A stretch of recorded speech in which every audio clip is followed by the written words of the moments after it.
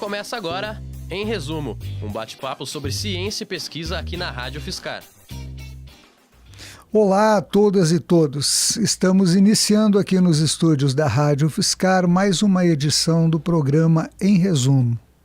Estamos recebendo hoje a mestranda do Departamento de Psicologia aqui da Universidade Federal de São Carlos, também ligada ao Instituto Lamier, a Daphne Fidelis, que é psicóloga e desenvolve uma pesquisa bastante interessante a respeito da questão do autismo, ou um aspecto da questão do autismo. Não é? Nós estamos, ao longo dessa primeira quinzena de abril, fazendo uma série de entrevistas sobre esse problema, justamente visando a contribuir com a população com maiores e melhores esclarecimentos a respeito do problema. Daphne, muito obrigado por aceitar o nosso convite. Eu que agradeço, é um prazer estar aqui. Legal. Eu vou começar te fazendo uma pergunta, tá? Essa pergunta está partindo do pressuposto que o nosso ouvinte é alguém interessado, mas que não tem ainda um aprofundamento a respeito do problema. Então, eu te perguntaria o seguinte: o que é o autismo? O transtorno do espectro autista, ele é um tipo de transtorno do desenvolvimento que é caracterizado por uma tríade de comprometimentos relacionados à linguagem e comunicação, à interação social e também à apresentação de comportamentos repetitivos e restritos, que é aquilo que a gente vai chamar de estereotipia. Perfeito. E me diga uma coisa, Daphne. Você trabalha com a questão das escolhas. Isso. Não é? Normalmente, como se forma essa questão das escolhas entre indivíduos autistas? Como é esse processo de tomada de decisões, enfim? Então, nós do Instituto Lamier, nós vamos estudar o processo de tomada de decisão de acordo com os princípios e os métodos da análise do comportamento. Ok.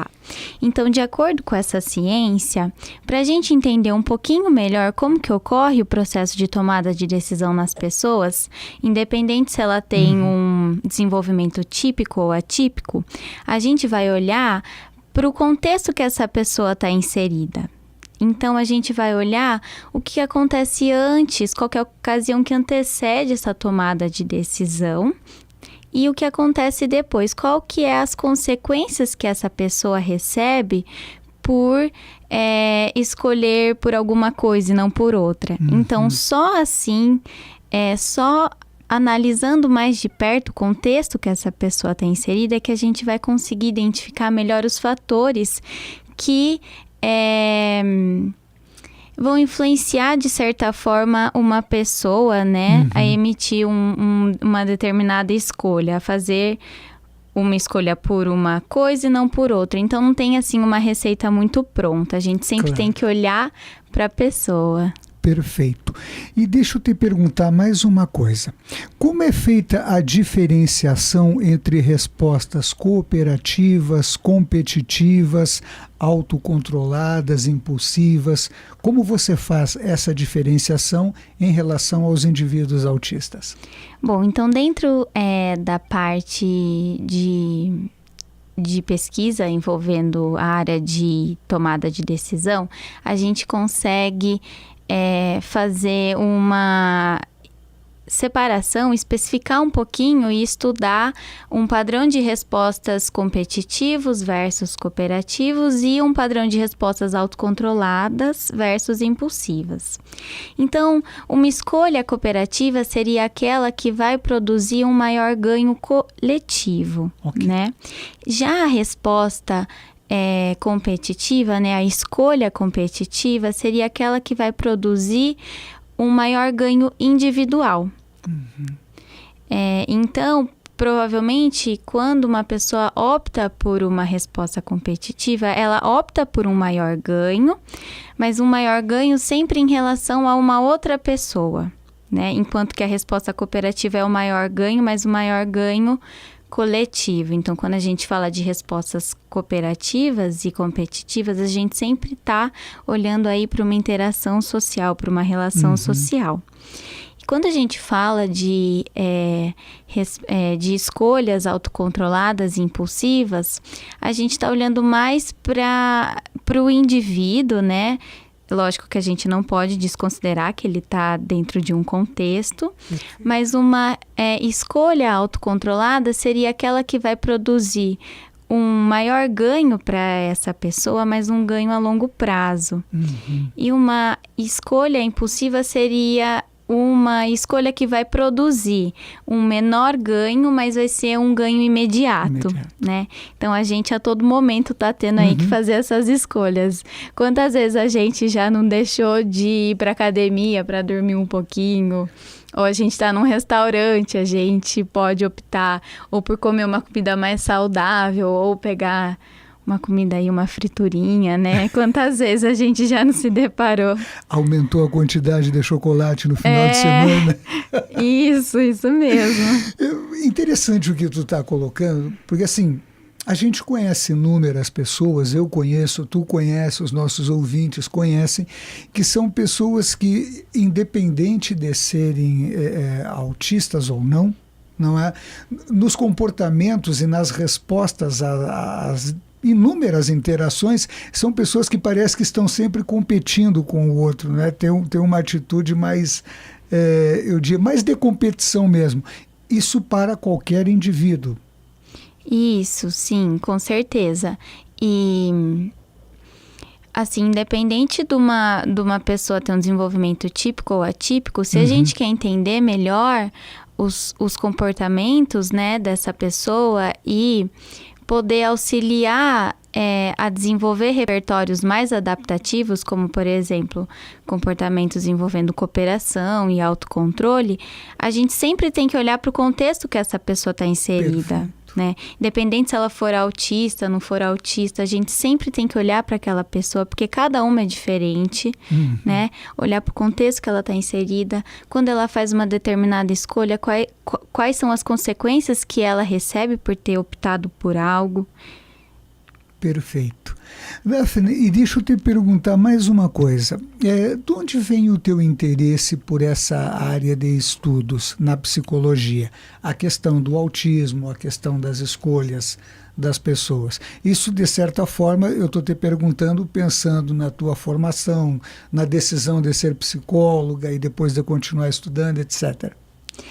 O meu interesse por essa área começou na graduação, quando eu tive contato com a disciplina de análise do comportamento, que é uma das abordagens que a gente vê ao longo do curso na graduação.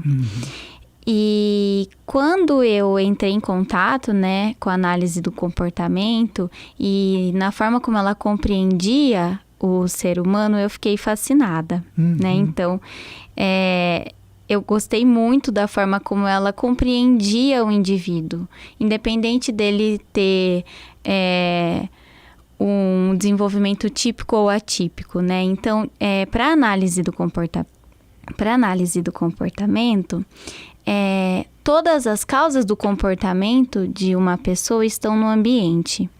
Então, se uma pessoa apresenta um repertório não adaptativo, né? Se ela apresentar comportamentos que de alguma forma não estão sendo tão saudáveis para ela, eu posso auxiliar ela olhando para o ambiente que ela está inserida. Então, se eu altero de alguma forma o contexto que ela está inserida, eu crio condições para que ela tenha um repertório mais saudável, que ela faça escolhas mais saudáveis, que ela se relacione melhor com as pessoas. Então, pensando agora mais na parte do autismo, isso é fundamental. Né? Então, por exemplo, uma criança que está apresentando alguns comportamentos não adaptativos, eu não posso simplesmente assumir que ela está tendo esses comportamentos porque ela é autista. Não é isso, né? E a análise do comportamento, ela defende muito isso.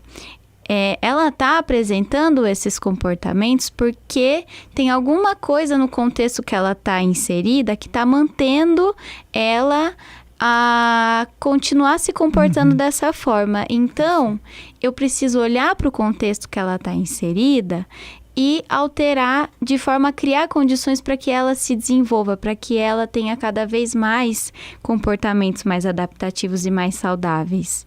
Isso tem implicações, por exemplo, na inclusão escolar, na interação que ela vai ter com os seus pares ou com os seus familiares, né? Na inclusão dessa criança como um todo. Perfeito. De certa forma, então, determinados comportamentos não significam a priori que a criança seja autista. Pode ser alguma coisa envolvendo família, ambiente de convívio. Então, por exemplo, o que às vezes aparece bastante na clínica por exemplo, assim, a criança ela tá fazendo muita birra. Essa criança não tá fazendo birra porque ela é autista, entendeu? Toda criança faz birra, né? A gente precisa olhar para o contexto que ela está inserida, entendeu? Qual é a situação que antecede a birra dessa criança? Quais são as consequências que ela está recebendo por estar fazendo birra, né? Então, assim, a gente nunca pode assumir que aquela criança está se comportando daquela forma, porque ela é autista, então não tem o que fazer. Não, a gente é desafiador, mas a gente sempre tem que olhar, avaliar, analisar e tentar criar condições para que essa criança consiga se desenvolver o máximo que ela conseguir. Perfeito. Daphne, agora eu tenho uma pergunta para você a respeito do Instituto Lamier, tá? Que é onde você está inserida. Essas pesquisas, como elas estão contribuindo ou como ainda contribuirão com a população autista ou com profissionais que trabalham com a população autista? Bom, então o Lamier, ele tem duas grandes áreas de pesquisa, né? A primeira é o processo de tomada de decisão, que a gente já falou, e a segunda também é a parte de comportamento verbal, né? Então, além de mestrado, doutorado e pós-doutorado, o Lamier também tem um curso de especialização, né? Então, hoje a gente já está na 6ª edição desse curso e a gente tem mais de 250 formados. E todo final de curso, esses alunos, eles precisam fazer o trabalho de conclusão de curso. E nesse trabalho de conclusão, eles têm que aplicar um procedimento de pesquisas bem-sucedidas em crianças, né, autistas. Então, a gente tem alunos do Brasil inteiro. Então, é como se essas crianças, né, que esses profissionais atendem, recebessem também, de alguma forma, essas intervenções. E elas estão muito ligadas com a parte também de pesquisas do comportamento verbal. Então, no sentido de desenvolver cada vez mais repertórios verbais mais complexos para essas crianças. Porque é uma das áreas de comprometimento que elas têm, né, que é a linguagem e a comunicação. Então, por exemplo, nós temos pesquisas envolvendo o ensino de mando e de tato para essa criança, né? Então, a gente ensina essa criança a pedir por algo, né? Então, eu quero água, eu quero ir ao banheiro. E o tato seria ensinar essa criança a descrever o ambiente que ela está inserida, o ambiente ao seu redor. Então, isso tem implicações muito importantes para a autonomia dessa criança, né? Então, é uma criança que tem dificuldade na comunicação, na fala oral, né? E então a gente ensina ela a pedir, né? A descrever o ambiente que ela tá. Então, isso é muito importante. Outra pesquisa que a gente também tem realizado no Instituto é o ensino de escrita e de leitura para essas crianças, né? Isso tem um impacto muito importante na inclusão delas no contexto escolar. Então, essas pesquisas, de alguma forma, elas estão contribuindo e sendo fundamental para que essas crianças se desenvolvam cada vez mais, sejam cada vez mais autônomas e se incluam cada vez mais na escola e na sociedade como um todo. Perfeito.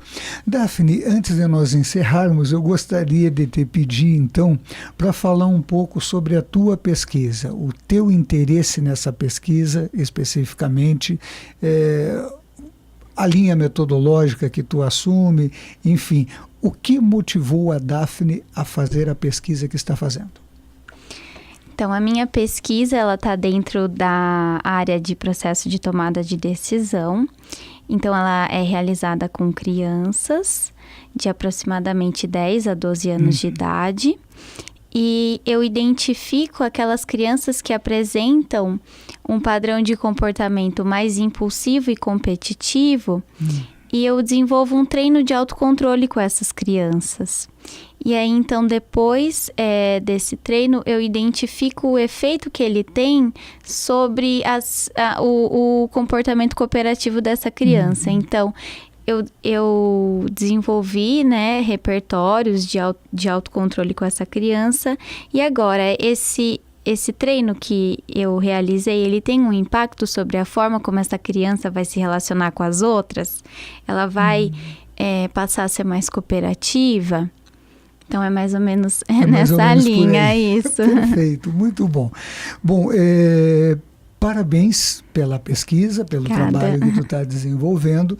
Muito obrigado por vir aqui. Eu que agradeço o convite. Bater esse papo conosco, não é? E nós estamos, então, encerrando mais essa edição do programa Em Resumo. E ao longo dessa primeira quinzena do mês de abril, nós estamos trabalhando e discutindo com a questão do autismo, tendo como máxima autismo: respeite, conheça. Assim, a Rádio UFSCar mantém o compromisso com o conhecimento, com a divulgação do conhecimento, com a divulgação da ciência de uma forma acessível a qualquer pessoa interessada. Grande abraço a todas e todos e até o próximo programa. Você ouviu Em Resumo, um programa da Rádio UFSCar. Continue na programação da 95,3 FM e escute diferente.